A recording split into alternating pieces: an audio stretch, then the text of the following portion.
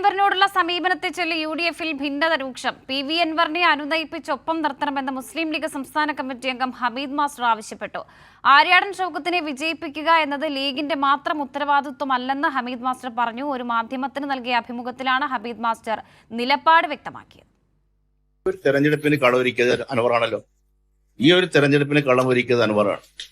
അൻവർ യുദ്ധമുഖത്ത് തന്നെയാണ്. അതിലൊന്നും ആർക്കും അദ്ദേഹത്തിന്റെ ആവശ്യങ്ങൾ പരിഗണിക്കേണ്ടതല്ലേ? അത് പരിഗണിക്കേണ്ടതാണ്. അത് ന്യായമായ എന്ത് ഡിമാൻഡ് അദ്ദേഹം പറഞ്ഞാലും അത് പരിഹരിക്കും. അപ്പൊ അൻവറിനൊക്കെ കൂടെ നിർത്തിക്കൊണ്ട് പോകണം തന്നെ ഞങ്ങൾ ആഗ്രഹിച്ചിരുന്നത്. മുസ്ലിം ലീഗിന്റെ ദേശീയ ജനറൽ സെക്രട്ടറി കുഞ്ഞാലിക്കുട്ടി സാഹിബ് ഞങ്ങളുടെ പാർട്ടിയും അതിനുവേണ്ടി ശ്രമിക്കുകയും ചെയ്തു. നമ്മള് മുസ്ലിം ലീഗ് ഒറ്റക്കല്ലല്ലോ. അവിടെ നിർത്തുന്ന സ്ഥാനാർത്ഥി കോൺഗ്രസിന്റെ സ്ഥാനാർത്ഥിയാണ്. സ്ഥാനാർത്ഥിനെ പ്രഖ്യാപിക്കുന്നതിന് മുമ്പ് ഇഷ്ടംപോലെ ആശയവിനിമയം നടത്താൻ അൻവറിന് അവസരം ഉണ്ടായിട്ടുണ്ട്. ലീഗിനെ സംബന്ധിച്ചിടത്തോളം ലീഗിന് പറയാനുള്ള എല്ലാ കാര്യങ്ങളും UDF-നെ നേതൃത്വം അറിയിച്ചിട്ടുണ്ട്. ഞങ്ങളുമായി ലീഡർഷിപ്പിൽ നിൽക്കുന്ന ആൾക്കാരല്ല. അപ്പോ ജയിക്കുക എന്നുള്ളത് ഒരു മുസ്ലിം ലീഗിന്റെ മാത്രം ആവശ്യമില്ലല്ലോ. വിവരങ്ങളുമായി KT സ്വാലിഹ് കൂടിയുണ്ട്. സ്വാലിഹ്, ഇവിടെ ഹമീദ് മാസ്റ്റർ പറയുന്നത് PV അൻവറിനെ അനുനയിപ്പിച്ചൊപ്പം നിർത്തണമായിരുന്നു എന്നുള്ളതാണ്. അപ്പോൾ PV അൻവറിനെ അനുനയിപ്പിക്കാത്തത് സതീശന്റെ ചില കടുംപിടുത്തം കൊണ്ടാണ്. അൻവർ പറയുന്നത് പോലെ സതീശന്റെ ഹിറ്റ്ലറിസമാണ് പാർട്ടിയിൽ നടക്കുന്നത്. അത് തന്നെയാണ് മുസ്ലിം ലീഗും ഇവിടെ സൂചിപ്പിക്കുന്നത്.